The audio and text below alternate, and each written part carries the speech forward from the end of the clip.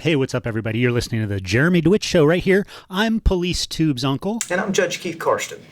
As my listeners may know, Judge Keith Carsten, he is a judge that's presiding over the Jeremy Dewitte case, and we're going to be doing this fake interview with him today. Judge, before we get started, why don't you go ahead and tell us a little bit about yourself? So I'm currently assigned to the Circuit Criminal Bench out in Osceola County. I handle allegations of a felony nature, and I am a former prosecutor, a former criminal defense attorney. I feel very much at home in this particular assignment, and I'm super excited to have this role in the same community that I was born and raised, being one of the circuit judges here. A former criminal defense attorney with Jeremy Dewitte's attorney, Amir Ladan. I find that very interesting. So you say you were born and raised in this community. Are you talking about the city of Kissimmee or the Jeremy Dewitte community? Nope. Our circuit is Orange and Osceola County. I was born at Florida Hospital in Orlando, grew up on the west side of Orlando. Okay. Went through public schools all throughout. Went to the University of Florida, went to Stetson, and was a prosecutor here in the Ninth Judicial Circuit, and then I was a criminal defense attorney. Oh, that's really interesting. I understand that's where you met Amir Ladan when he was working as an assistant state attorney in Orlando at the Orange Osceola State Attorney's Office. That's where he met you, and then you guys went from there and formed your own private consultation business, Carsten and Ladan, in 2001, where you focused your practice on criminal cases throughout Central Florida. And then you became a judge, and Amir Ladan stayed a defense attorney, which you are representing the court in one of his defense cases right now from the Jeremy Dewitte community. That's amazing. But let's not talk about that serious stuff. What do you like to do after work? So that's a great question. Sometimes leaving work at work is more difficult than others, especially with some of the particular assignments that we have. I've got a pretty lengthy commute home, so I get a little bit of a chance to unwind, think about the day. I live in a really small community on the west side of Orlando. It's got dirt roads. It looks like Mayberry, and just pulling in to home, knowing that I'm 5 miles from where I was born and raised, coming home. So I really like getting home. We go for walks. We're surrounded by lakes. I'm active in water sports. Wow. And, we've got a nice community. So that's a nice break when I leave the office. I think most people listening would want me to ask questions about Jeremy Dewitte or your relationship with Amir Ladan or what's going on there. But let's talk about something lighter. What kind of water sports are you talking about there? Well, I grew up on Lake Down, which is a part of the Butler chain. You said Butler chain. And I grew up skiing, wakeboarding.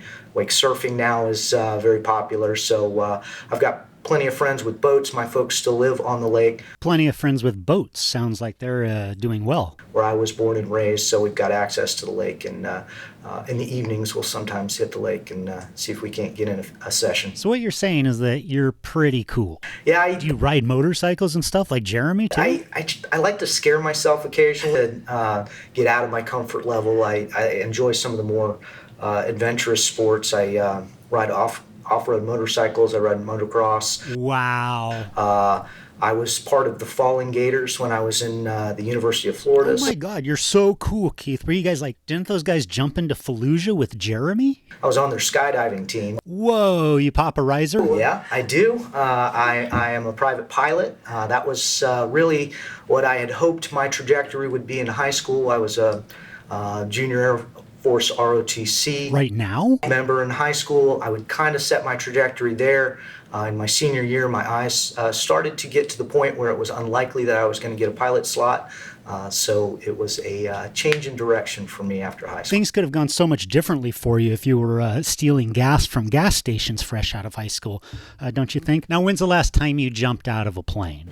I have been up in a plane within the last month. No, I mean jumped out of a plane. I have jumped out of a plane within the last month. You weren't supposed to, right? So tell me about that. I like organized adrenaline. Like Jeremy. Certainly not going to do anything reckless because I've got a a wife that I care very much about at home. Unlike Jeremy. Getting out of my comfort zone is important to me every once in a while. So I took my first jump in about 20 years, about 2 weeks ago. That explains why you wanted me to talk about it during this interview. And it was really familiar territory. I thought I was nervous, but as soon as I got out of the airplane, I remember what Jeremy said. The sensation of skydiving. Who would have guessed? And I had a couple people with me. It wasn't a tandem jump, but I did have some safety gear, I hope, divers with me, and they made sure everything went smoothly. But it was no problem. Wow. Now, of course, there's a lot of questions people want asked about Jeremy Dewitte and your relationship with Amir Ladan, your previous business partner and current friend. But let's ask something light again, like, what is it that's scary about jumping out of a plane? It's the first minute when you have to kind of pause at the door. I assume you're inside the plane at this point. And there's a handle inside the airplane and a handle outside the airplane. Wow. If you didn't know, now we know. And the airplane's got to maintain about 130 miles an hour to be flying. So oh my God, it's like that's sticking actually your head slower out the than window Jeremy. As fast as you would be willing to drive your car. Well, that would Not be too a little fast, fast. But, holding your hand out of the window at highway speed kind of gives you a little bit of sensation as to what it feels like, except that's on most of your body. And it's loud, it's noisy, you're close to the engine. So I'm always thankful to get away from the airplane, and then it gets pretty quiet. Wow, these are all useless and irrelevant facts to ask for a sitting judge. What about your kids? Do you let them jump out of airplanes? They have not, but I think they may have inherited some of your friends in high places? Adventurous spirit. That's My what son soloed a glider at 15, so his very anxious mother and I sent him up about 3,000 feet, and he came back. Managed to get the glider back on the ground safely. So they say if you care about someone, you need to let them be free, and if they come back, then they're truly yours. That's his trajectory. I think he has inherited that adventurous spirit. That's kind of like a human thing, isn't it, really? I mean, if we're being honest. Let's ask more pointless questions, like, what's your biggest fear, Judge Carsten? Public speaking. Is that something that you relish, or is it part of your job? It's not something that I relish. It's part of this job, and it's part of our interaction with the public to publicly speak on occasion. But I certainly don't relish getting up in front of people and talking to people in public, but I press through. Wow, this is very interesting. Do you have anything like hobby cars or anything that you like? Gosh. You know you do. You told me to ask. My dad and I started working on a 1960 Corvette about 10 years ago. This is where the interviewer acts interested and says, wow. It started into a father-son project. We were just going to replace a couple of things. And then as we replaced those things, the things around them didn't look quite right. And it turned into an absolute tear it down to the nuts and bolts restoration. We're about a decade into that. We have probably 1,000 man-hours in this 1960 Corvette. It's just about done. We're excited. It's in the last stages of paint, which was a project that we were not willing to tackle. We got the pros to come in and do that. But that's something that's going to go to me. That's going to get passed on to my son. So if I had to pick an object, that would probably be it. And it's not, I mean, it's a cool-looking car, but it's really the story behind how it got to the shape it's in and the time that I got to spend with my dad. Right. Plus you can drive it really fast, and if you ever get a ticket, you're the judge, so who cares? Now, you said that you'd like to foster a better public image for yourself, so I should ask you questions of more of a personal nature. Ooh. Like about your nickname that your friends call you? This one I hold close to the vest. Ah, do you really? All right. So I was... Come on, you already thought of the answer. I would say...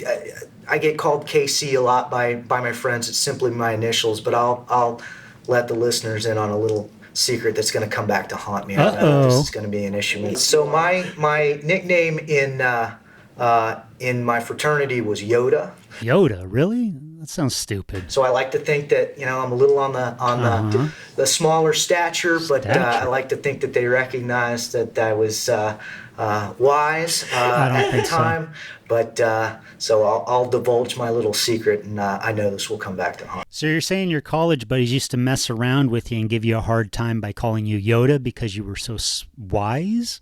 That really doesn't make any sense. Maybe it's because you're balding. Or maybe it's because you talk backwards all the time. I've seen some of the stuff you've written, let's be honest. But I don't want to upset you during this interview, so let's ask some softball questions like, what do you regret not doing?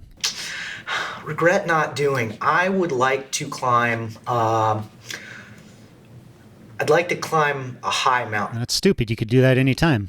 We could go do that right now. And I've been up about 14,000 feet in Colorado. So you were pretty high. I got about 3/4 of the way up Mount Rainier during blizzard. That was extremely exhilarating. But I think I'd like to, a 20,000 foot mountain, I think, is in my future at some point. Well, it seems like a pretty easy goal to set and, not a very good regret, in my opinion. I'm getting a little long in the tooth, and that requires quite a bit of preparation and time.